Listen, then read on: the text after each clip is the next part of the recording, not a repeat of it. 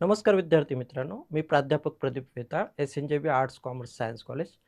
विद्यार्थी मित्रांनो, राष्ट्रीय शैक्षणिक धोरण 2020 नुसार FY BA वर्गासाठी व्हॅल्यू एज्युकेशन कोर्स अर्थात VEC अंतर्गत भारतीय राज्यघटनेचा अभ्यास देण्यात आला. या अंतर्गत आज आपण भारतीय राज्यघटनेचा सरनामा किंवा ज्याला उद्देशपत्रिका असं म्हटलं जातं त्याविषयीची माहिती घेणार आहोत.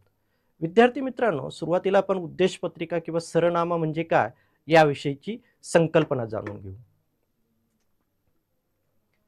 बघा, कोणत्याही देशाची जी राज्यघटना असते त्या राज्यघटनेच्या सुरुवातीला एक प्रस्तावनाचा भाग दिलेला असतो.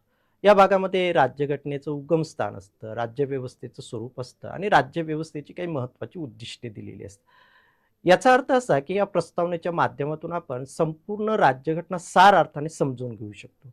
भारतीय राज्यघटना देखील त्याला अपवाद नाही. भारतीय राज्यघटनेच्या सुरुवातीला देखील अशा प्रकारचा सरनामा किंवा उद्देशपत्रिका जी आहे ती देण्यात आलेली आहे. संपूर्ण राज्यघटनेतील असणाऱ्या तरतुदी असेल किंवा त्याचा गाभा अर्थ असेल तो आपण एका सरनाम्याच्या माध्यमातून जाणून घेऊ शकतो. आता भारतीय राज्यघटनेच्या सुरुवातीला सरनामा म्हणजे काय? तर बघा, भारतीय राज्यघटनेच्या सुरुवातीला जो प्रस्तावनेचा भाग दिलेला आहे त्यामध्ये प्रामुख्याने आम्ही भारताचे लोक, भारताचे एक सार्वभौम समाजवादी धर्मनिरपेक्ष समाजवादी गणराज्य घडवण्याचा येथून त्याला सुरुवात होते आणि त्याचा शेवट जो आहे तर त्यानुसार 26 नोव्हेंबर 1949 रोजी याद्वारे हे संविधान अंगीकृत आणि अधिनियमित करून स्वतः प्रत अर्पण करत आहोत. आता हा जो सरनामा आहे हा आपण साधारणतः प्राथमिक माध्यमिक शाळेच्या सुरुवातीला जी प्रार्थना घेतली जाते त्या अगोदर म्हणत होतो, परंतु त्यावेळी कदाचित आपल्याला या सरनाम्याचा अर्थ लक्षात आला नसेल. परंतु आता आपण सार अर्थाने आणि व्यापक दृष्टीने या सरनाम्याची माहिती घेणार आहोत. प्रामुख्याने राज्यघटनेच्या सुरुवातीला हा जो प्रस्तावनाचा भाग दिलेला आहे यामध्ये काही महत्त्वपूर्ण अशी राज्यव्यवस्थेची उद्दिष्ट आहे, त्याचं स्वरूप आहे, ते आपण सार अर्थाने समजून घेऊ. बघा, सरनाम्यामध्ये प्रामुख्याने 3 महत्त्वाचे भाग आहेत. एक म्हणजे राज्यघटनेचं उगमस्थान आहे, त्यानंतर राज्यव्यवस्थेचं स्वरूप आहे आणि राज्यव्यवस्थेची उद्दिष्ट आहे. सुरुवातीला आपण राज्यघटनेचं उगमस्थान काय आहे ते समजावून घेऊ. बघा विद्यार्थी मित्रांनो, भारतीय राज्यघटनेच्या सरनाम्याची जी सुरुवात होते ती आहे आम्ही भारताचे लोक आणि त्याचा शेवट होतो हे संविधान स्वतः प्रत अर्पण करीत आहोत. याचा अर्थ असा की भारतीय राज्यघटना जी आहे ती भारतीय नागरिकांनी तयार केलेली आहे आणि भारतीय नागरिकांनी ती स्वतःप्रत अर्पण केलेलं आहे. याचाच अर्थ असा की या राज्यघटनेचं मूळ उगमस्थान भारतीय नागरिक आहे.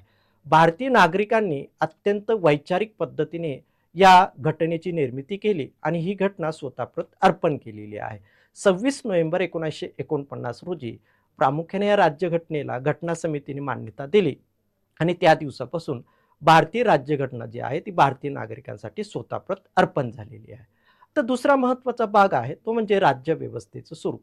भारतीय राज्यघटनेच्या सरनाम्यामध्ये काही महत्त्वपूर्ण शब्द आलेले आहेत, जसं भारताचे सार्वभौम समाजवादी धर्मनिरपेक्ष लोकशाही आणि गणराज्य हे महत्त्वाचे काही शब्द आपल्याला राज्यव्यवस्थेच्या स्वरूपाच्या संदर्भात माहिती देतात.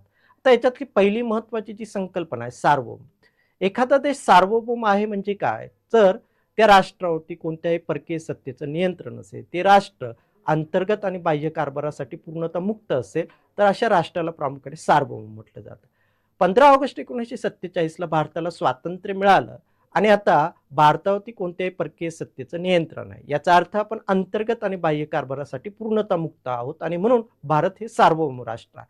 दुसरा महत्त्वाचा भाग आहे तो समाजवादी. याचा अर्थ असा की भारतासारख्या विशाल लोकसंख्या असणाऱ्या देशामध्ये प्रामुख्याने आर्थिकदृष्ट्या जी काही विषमता आहे ती आपल्याला नष्ट करून येथील प्रत्येक व्यक्तीला आर्थिकदृष्ट्या सजग बनवायचं आहे, सुदृढ बनवायचं आहे आणि त्या दृष्टीने प्रामुख्याने समाजवादी धोरणाचा आपण स्वीकार केलेला आहे. म्हणजे प्रत्येकाच्या मूलभूत गरजा भागतील अशा प्रकारची व्यवस्था आपल्याला निर्माण करायची.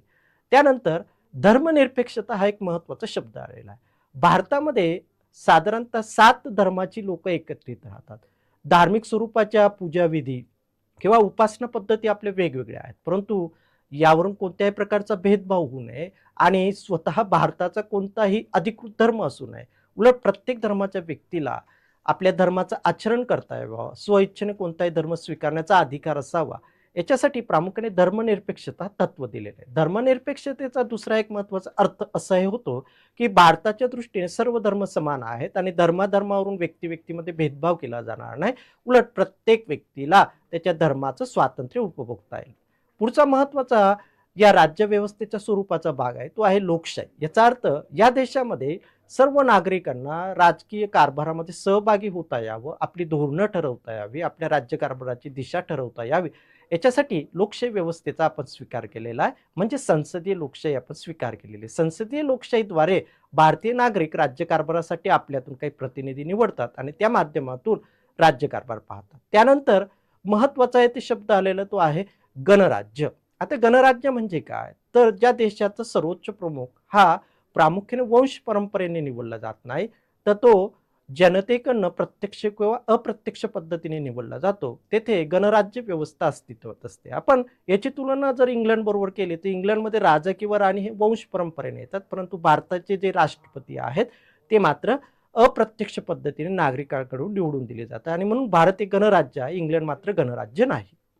त्यानंतर प्रामुख्याने सरनाम्याचा पुढचा महत्त्वाचा भाग येतो, तो म्हणजे राज्यव्यवस्थेची उद्दिष्टे. आता आपण सरनाम्याचं पूर्ण जर वाचन केलं तर त्यामध्ये 4 महत्त्वाचे तत्व जे आहे ते अंतर्भूत आहे. एक म्हणजे न्याय, दुसरा आहे स्वातंत्र्य, तिसरा आहे समता आणि चौथा आहे बंधुत्व. एका अर्थाने हे लोकशाहीचे महत्त्वाचे असे मूलभूत तत्व मानले जात असतात. आता भारतातील प्रत्येक नागरिकाला न्यायाचं तत्व दिलं जाईल म्हणजे काय? तर या देशामध्ये न्यायाचं राज्य असेल, कायद्याचं राज्य असेल आणि राज्यघटनेमध्ये दिलेल्या प्रत्येक तरतुदीचा उपभोग नागरिकाला घेता येईल. कायद्यापुढे कोणी श्रेष्ठ कनिष्ठ असणार नाही. आणि न्याय देताना प्रामुख्याने त्याची एक विशिष्ट रचना घटनेमध्ये केलेली आहे. ती सामाजिक, त्यानंतर आर्थिक आणि त्यानंतर राजकीय स्वरूपाची. याचा अर्थ प्रामुख्याने राजकीय व्यवस्था आपल्याला बळकट करायची असते तर त्या देशातील समाज जो आहे तो बळकट असला पाहिजे. परंतु भारतामध्ये प्रामुख्याने जी वैविध्यता आहे त्या वैविध्यतेवरून भेदाभेद मांडले जातात. ते नष्ट व्हावे, सामाजिक स्वरूपाची न्यायाची परिस्थिती निर्माण व्हावी. म्हणजे काय? तर येथे कोणत्याही प्रकारचा सामाजिक भेदभाव मांडला जाणार आहे. तो नष्ट झाल्यानंतर आपल्याला येथे आर्थिक स्वरूपाचा न्याय प्रस्थापित करायचा आहे. याचा अर्थ येथे आर्थिक स्वरूपाचा श्रेष्ठ आणि कनिष्ठ किंवा श्रीमंत आणि गरीब अशा प्रकारची विषमता राहणार नाही आणि त्यानंतरच खऱ्या अर्थाने राजकीय न्याय प्रस्थापित होईल. त्यानंतर दुसरं महत्त्वाचं तत्व आहे ते आहे स्वातंत्र्य. या देशातील प्रत्येक नागरिकाला आपल्या विकासासाठी प्रामुख्याने स्वातंत्र्य जे आहे ते मिळालं पाहिजे आणि त्याची व्यवस्था प्रामुख्याने राज्यघटनेमध्ये देण्यात आलेली आहे. विशेषतः आपण सरनाम्याचं वाचन केलं तर स्वातंत्र्याच्या बाबतीत येथे काही महत्त्वपूर्ण शब्द आलेले आहे. या देशातील प्रत्येक नागरिकाला त्याचा व्यक्तिगत स्वरूपाचा विकास करता यावा, विचार, उच्चार, त्यानंतर श्रद्धा, धर्म, उपासना यांचं स्वातंत्र्य अबाधित राहावं, अशा प्रकारचं तत्व प्रामुख्याने सरनाम्यामध्ये देण्यात आलेले आहे. त्यानंतर समतेचा महत्त्वाचा उल्लेख सरनाम्यामध्ये आलेला आहे. याचा अर्थ असा की येथे दर्जा आणि संधीची समानता असेल. व्यक्तीला जात, धर्म, भाषा, पंथ यावरून कोणत्याही प्रकारचा कनिष्ठ दर्जा किंवा वरिष्ठ दर्जा दिला जाणार नाही. प्रत्येक व्यक्ती या देशामध्ये समान आहे आणि त्याला संधीची समानता असेल.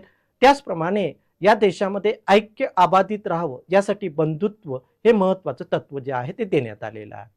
आता एकंदरीत या सरनाम्यातील हे 3 भागांचं माहिती घेतल्यानंतर आपल्याला लक्षात येतं की खऱ्या अर्थाने भारतीय राज्यघटनेमध्ये जो काही महत्त्वाचा वैचारिक भाग दिला आलेला आहे, भारतीय नागरिकांना जे विविध प्रकारचे हक्क देण्यात आलेले आहेत, भारतीय नागरिकांसाठी आणि राज्यकारभाराचे जे दिशानिर्देश दिलेले आहेत, त्याचा सार अर्थ आपण प्रामुख्याने या सरनाम्याच्या माध्यमातून जाणून घेऊ शकतो. आणि म्हणून प्राध्यापक अर्नेस्ट बार्कर सारखा जो विचारवंत आहे, त्या विचारवंताने the principles of social and political theory नावाचा जो ग्रंथ लिहिला, त्या ग्रंथाच्या सुरुवातीला प्रस्तावनेमध्ये भारतीय राज्यघटनेचा सरनामा छापला आणि तो असं म्हणतो की या ग्रंथामध्ये मला जे म्हणायचं आहे ते भारतीय राज्यघटनेच्या या सरनाम्यामध्ये आहे.